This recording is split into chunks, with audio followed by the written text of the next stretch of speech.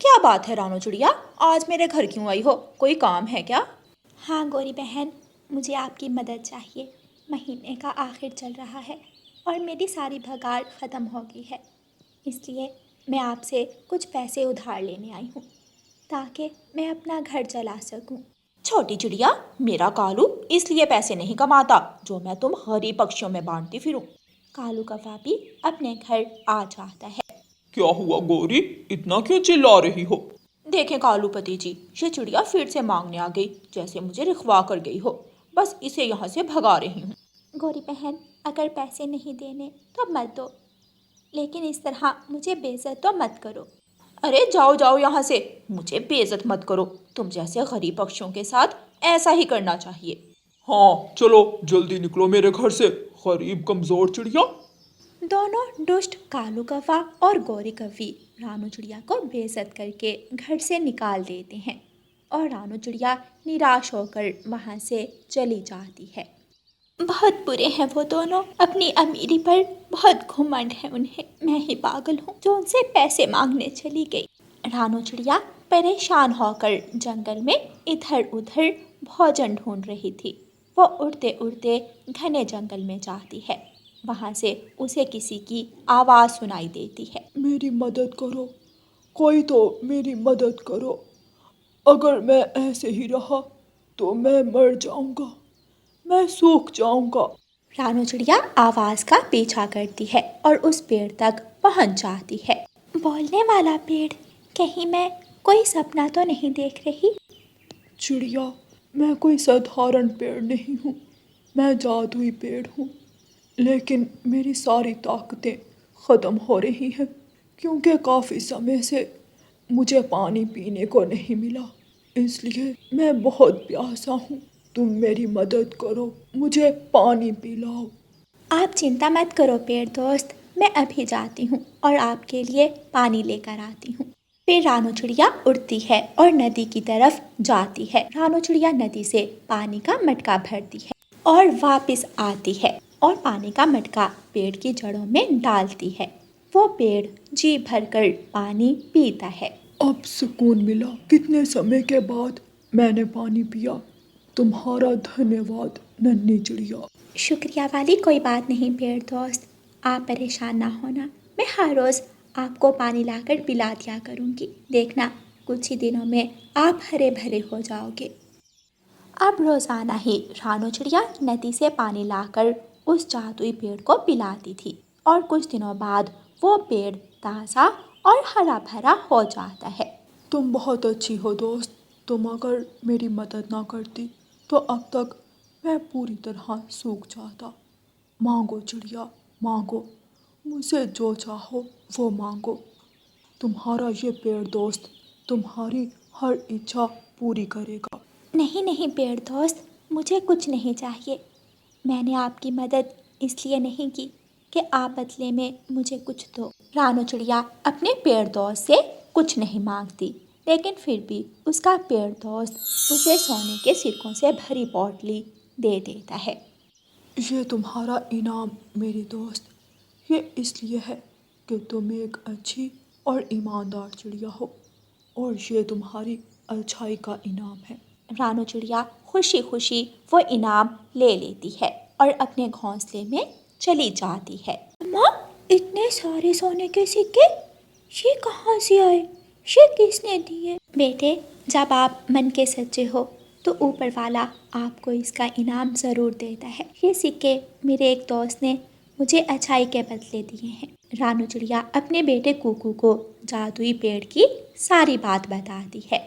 फिर रानू चिड़िया उस पुराने घोंसले को छोड़ देती है और जंगल में एक बड़ा सा महल जैसा घर बनाती है। वो जंगल के गरीब पक्षियों की मदद करती है। उसका बेटा और वो अब अच्छा खाते और उन्हें किसी से भी पैसे मांगने की ज़रूरत ना पड़ती। रानू चिड़िया हर रोज़ अपने पेड़ दोस्त के पास जाती, उससे बातें करती और उसे ताज़ा ताज़ा पानी पिलाती और बदले में उसका पेड़ दोस्त उसे कोई ना कोई तोहफा देता। कालू जी, वो देखो सामने, पता है वो घर किसका है? मुझे क्या पता, लेकिन जिसका भी होगा वो बहुत अमीर होगा। अरे कालू जी, ये घर रानो चिड़िया का है। वो अब हमसे भी ज्यादा अमीर हो गई है। क्या बोल रही हो गौरी?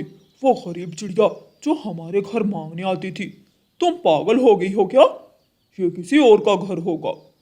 मैं सच कह रही हूँ। वो देखो, रानू चिड़िया बाहर आ रही है। रानू चिड़िया अपने बड़े से घर से बाहर आती है तो कालू कौवा ये देखकर हैरान रह जाता है। ये छोटी चिड़िया इतनी अमीर कैसे हो गई? पता लगाना पड़ेगा कि इस गरीब चिड़िया ने ऐसा क्या किया है कि रातों रात इतनी अमीर हो गई। फिर अगले दिन वो दोनों रानू चिड़िया का पीछा करना शुरू करते हैं। कालू कौवा और गौरी कौवी देख लेते हैं कि जादुई पेड़ रानू चिड़िया को बहुत सारा धन देता है। जब रानू चिड़िया वहाँ से चली जाती है तो दोनों कौवे नदी से पानी लाते हैं और उस पेड़ के पास जाते हैं और जादुई पेड़ को पानी पिलाते हैं। तुम्हारा धन्यवाद कौवो कि तुमने मुझे पानी पिलाया। शुक्रिया से काम नहीं चलेगा, हमारी भी मांग पूरी करो जैसे तुम उस चिड़िया की करते हो। अच्छा बताओ, तुम दोनों की क्या मांग है? पेड़ जो तुम रोज रोज उस चिड़िया को धन देते हो, तुम अब उसे कुछ नहीं दोगे। उससे सारा सोना छीन लो और हमें जंगल का सबसे अमीर शक्तिशाली पक्षी बना दो। ये बात सुनकर पेड़ को गुस्सा आ जाता है। तुम दोनों के मन में लालच है, मैं तुम्हारी कोई मांग पूरी नहीं करूंगा। तेरी इतनी हिम्मत, तू भूल मत कि तू एक पेड़ है। अभी तुझे काट कर मैं तेरी लकड़ियां बेच आऊंगा। पेड़ और भी गुस्से में आ जाता है। मुझे काटने से पहले जरा देखो कि तुम दोनों का घर कैसा है। मुझे तो वो बहुत बुरी हालत में दिखाई दे रहा है। ये बात सुनकर दोनों कौवे भागे भागे अपने घर की तरफ जाते हैं, लेकिन उनका सारा घर टूट चुका था। उस गंदे पेड़ ने हमारा घर तोड़ दिया, मैं छोड़ूंगी नहीं उसे। ये पकड़ गौरी, एक कुल्हाड़ा तू ले और एक मैं लेकर जाता हूँ। वो दोनों कुल्हाड़ा उठाकर पेड़ को काटने के लिए जाते हैं, लेकिन पेड़ उन्हें हवा में उल्टा लटका देता है। दोनों रोने लग जाते हैं। हमें छोड़ दो, हम तुम्हें नहीं काटेंगे, हमें यहाँ से जाने दो। मुझे तो चक्कर आ रहे हैं। पेड़ छोड़ दो हमें। थोड़ी देर बाद वहाँ रानू चिड़िया आ जाती है। पेड़ चिड़िया को सारी बात बताता है। पेड़ दोस्त, इन कौवों को इनके किए की सज़ा मिल चुकी है, अब आप इन्हें जाने दें। ये अब कभी मुझे और आपको कोई नुकसान नहीं पहुंचाएंगे। फिर रानू चिड़िया का पेड़ दोस्त दोनों कौवों को छोड़ देता है और कौवे रोते रोते वहाँ से भाग जाते हैं। प्यारे दोस्तों, इस कहानी को लाइक, अपने दोस्तों के साथ शेयर और चैनल को सब्सक्राइब करना बिल्कुल मत भूलना। आपका धन्यवाद। चल चल मेरी प्यारी बकरी, मुझे जल्दी से दूध दे दे, फिर तेरा दूध बेचकर मैं बहुत सारा मुनाफा कमाऊंगा। कालू कौवे की जंगल में दूध की दुकान थी और वो अपनी बकरी का दूध बेचकर ही अपना घर चलाता था। जंगल के सब पक्षी कालू कौवे से ही दूध लेते थे, इसलिए कालू कौवा हर रोज सुबह सवेरे उठता और अपनी बकरी का दूध निकालता और उसे जंगल के पक्षियों को बेचता था। एक दिन कालू कौवा अपनी बकरी का दूध निकालने अपनी बकरी के पास आता है, लेकिन वो देखता है कि उसकी बकरी तो जमीन पर गिरी हुई है। अरे मेरी बकरी, मेरी प्यारी बकरी, तुम्हें क्या हो गया है? उठो मेरी प्यारी बकरी, उठ जाओ। कालू कौवा अपनी बकरी को उठाने की बहुत कोशिश करता है, लेकिन वो तो जमीन पर बेहोश गिरी पड़ी थी। कालू कौवे की बकरी पहले ही बीमार थी और समय पर इलाज ना करवाने के कारण अब वो मर गई थी। हाय, ये क्या हो गया? मेरी बकरी तो मर गई है। इसी की वजह से तो मेरे दूध का धंधा चलता था। अब मैं क्या करूँगा? कौन सा काम करूँगा? कालू कौवा उदास होकर अपनी बाल्टी उठाता है और अपने घर चला जाता है। कालू जी, आज इतनी जल्दी घर आ गए, दूध की बाल्टी भी खाली है। आज इतनी जल्दी सारा दूध बिक गया क्या? नहीं गौरी, मैंने तो आज दुकान ही नहीं खोली। मैं तो दूध निकालने अपनी बकरी के पास गया था, लेकिन हमारी बकरी मर गई। क्या कहा? बकरी मर गई? अब क्या करेंगे? दूध बेचकर ही तो हमारा गुजारा होता था, अब कहाँ से पैसा कमाएंगे? सब तुम्हारा दोष है। मैंने कहा भी था कि बकरी का इलाज करवाओ, वो बीमार है, लेकिन तुमने मेरी एक ना सुनी। सारा दिन तो मेरा दूध बेचने में लग जाता है, मैं और क्या करता। अब जल्दी से कोई दूसरी बकरी लेनी पड़ेगी। दूसरी बकरी लाने के लिए पैसे कहाँ से आएंगे? हमारे पास तो पैसे भी नहीं हैं। मेरा एक दोस्त है, मैं उससे कुछ पैसे उधार ले आता हूँ और फिर दूसरी बकरी का दूध बेचकर उधार चुका दूंगा। कालू कौवा ऐसा कहकर अपने घर से निकलता है और अपने दोस्त के घर की तरफ चल पड़ता है। रास्ते में जाते जाते कालू कौवे को एक पेड़ के साथ बंधी हुई एक गधी दिखाई देती है। कालू कौवा उस गधी के पास जाता है। कालू कौवा उस गधी को देखकर सोच में पड़ जाता है। वैसे दूध तो ये गधी भी दे सकती है। अगर मैं इस गधी का दूध निकाल कर बेचूंगा तो कितना फायदा होगा। दूसरी बकरी लेने की भी जरूरत नहीं पड़ेगी। ऐसा सोचकर कालू कौवा गधी की रस्सी खोलता है और गधी के ऊपर बैठकर उसे अपने घर ले जाता है। कालू, तुम तो बकरी लेने गए थे, ये गधी को क्यों उठा लाए? अरे रुको गोरी, अभी देखना मैं इस गधी को कैसे बकरी में बदल देता हूँ। कालू कौवा सफेद पेंट लाता है और उस गधी के ऊपर पेंट कर देता है। अब देखो, लग रही है ना बकरी। लेकिन कालू, क्या हम पक्षियों को गधी का दूध बेचेंगे? तो और क्या, उन्हें पता भी नहीं चलेगा और नई बकरी लेने का खर्चा भी बच जाएगा। पहली बार तुमने कोई अक्लमंदी वाली बात की है। फिर कालू कौवा उस गधी का दूध निकालने लगता है। रानो चिड़िया कालू कौवे के घर आती है। कालू भैया, आज आपने दुकान ही नहीं खोली तो मैं दूध लेने यहाँ आ गई हूँ। हाँ, वो मैं आज नई बकरी लेने गया था। रानो चिड़िया कालू कौवे की बकरी को देखती है। कालू भैया, गुस्सा मत करना, लेकिन तुम्हारी बकरी कुछ अजीब सी दिखाई दे रही है। अरे, ये तो बहुत खास किस्म की बकरी है, इसका दूध बहुत स्वादिष्ट होता है।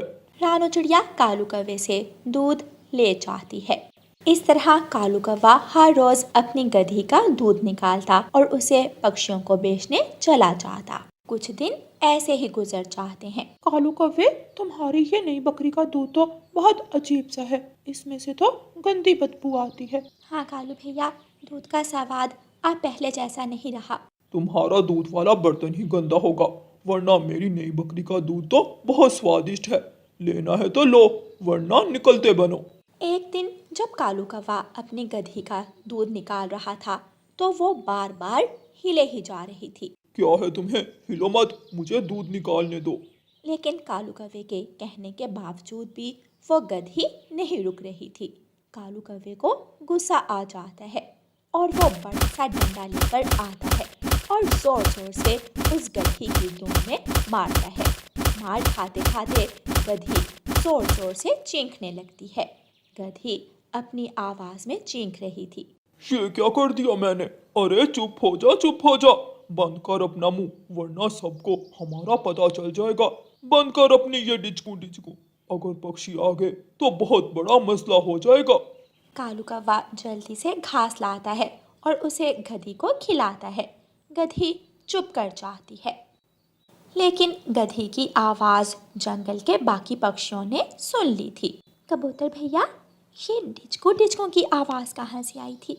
मुझे नहीं पता, हमारे जंगल में तो कोई गधी भी नहीं है। तभी तोता उड़ते उड़ते रानो चिड़िया और कबूतर के पास आता है।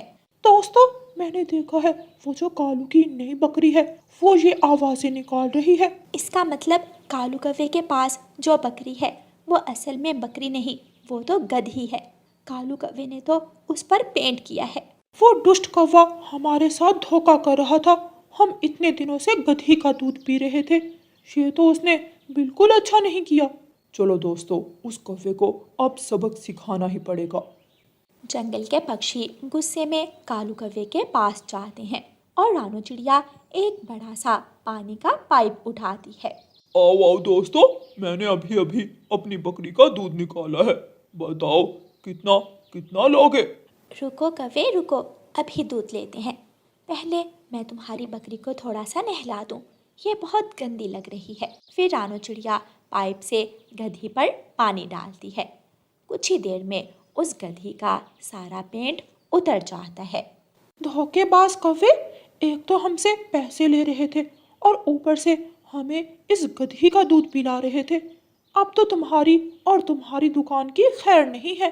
जंगल के पक्षी कालू कौवे को मारना शुरू कर देते हैं और कालू कौवे की दुकान भी तोड़ देते हैं। पक्षी वापस अपने अपने घरों को चले जाते हैं। कालू कौवा मार खाकर जमीन पर गिरा हुआ था और उसकी गधी उसके पास खड़ी उसे देखकर हंस रही थी। प्यारे दोस्तों, इस कहानी को लाइक, अपने दोस्तों के साथ शेयर और चैनल को सब्सक्राइब करना बिल्कुल मत भूलना। आपका धन्यवाद। जंगल में ठंडी का मौसम चल रहा था। हर तरफ सफेद सफेद बर्फ के गोले गिर रहे थे। फजा में चलती तेज सर्द हवा सनसन कर रही थी। पेड़ पौधे बर्फ से ढक चुके थे। बर्फ की चादर ने सारे जंगल को घेर लिया था। मम्मा चिड़िया अपने घर में अपने 2 बच्चों के साथ गर्म कंबल ओढ़े बैठी थी। दोनों बच्चे एक साथ बोलते हैं, भूख लगी है। मम्मा चिड़िया कंबल से बाहर निकलती है और खिड़की में जाकर बाहर देखती है। बाहर तो धुंध ही धुंध थी। बच्चों, बर्फ बहुत ज्यादा है। जो भी भोजन होगा वो तो इस बर्फ के नीचे आ चुका होगा। अब दाना कहाँ से लाऊं? बच्चे भूख के कारण रोना शुरू कर देते हैं। मम्मा चिड़िया से अपने बच्चों के आंसू देखे नहीं जाते। अच्छा बस बस मेरे बच्चों, मैं अभी आपके लिए कुछ ना कुछ ढूंढ कर लाती हूँ। आप घर में ही रहना, बाहर मत निकलना। मम्मा चिड़िया अपने घर से बाहर निकलती है। मम्मा चिड़िया तेज हवा में बहुत मुश्किल से उड़ती है और उड़ती उड़ती तोते के घर जाती है और तोते के दरवाजे पर दस्तक देती है। तोता दरवाजा खोलता है। क्या बात है रानो बहन, इतनी ठंड में यहाँ? तोते भैया, बच्चे कल से भूखे हैं। अगर आपके पास कुछ खाने को है तो दे दे। चिड़िया रानी, मैं भी 2-3 दिनों से भूखा हूँ, कोई दाना ही नहीं मिल रहा। चलो ऐसा करते हैं, कबूतर के पास जाते हैं, शायद कबूतर से कुछ खाने को मिल जाए। दोनों चिड़िया और तोता उड़ते हैं और कबूतर के घर पहुंचकर दरवाजे पर दस्तक देते हैं। कबूतर को बहुत तेज बुखार था। वो नढाल उठता है और दरवाजा खोलता है। कबूतर भैया, आप ठीक तो हैं? कहाँ चिड़िया बहन, 2 दिन से सख्त बुखार है। ना कहीं जा सकता हूँ, ना कहीं आ सकता हूँ। दवा है लेकिन कोई असर नहीं दिखा रही। हमें माफ़ कर दें कबूतर भैया, हम आपकी खबर लेने भी ना आ सके। ठंड ही इतनी है, घर से बाहर निकलना बहुत मुश्किल है। तोता आहिस्ता से कबूतर से पूछता है, कबूतर कबूतर, क्या कुछ खाने को है? रानू चिड़िया तोते को घूरती है। शर्म करो तोते यार, मैं इतना बीमार हूँ और तुम्हें खाने की पड़ी है। अच्छा, गुस्सा क्यों कर रहे हो यार, मैंने तो ऐसे ही पूछ लिया था। कबूतर भैया, आप घर में आराम करें, हम भोजन लेने जाते हैं। अगर कोई दाना मिला तो हम आपके लिए भी ले आएंगे। कबूतर अपने घर में वापस चला जाता है और कंबल ओढ़कर सो जाता है। दोनों चिड़िया और तोता फिर से उड़ते हैं। गौरी कौवी भी अपने घर में भूख से नढाल बैठी थी। कालू कौवा मजे से सोया हुआ था। गौरी अपने घर की खिड़की से रानो चिड़िया और तोते को जाता हुआ देखती है। वो खिड़की के पास आकर दोनों को आवाज लगाती है, रानो, रानो बहन, तोते कहाँ जा रहे हो? गौरी, हम भोजन लेने जा रहे हैं। अच्छा 2 मिनट रुको यहाँ पर, मैं कालू को भेजती हूँ।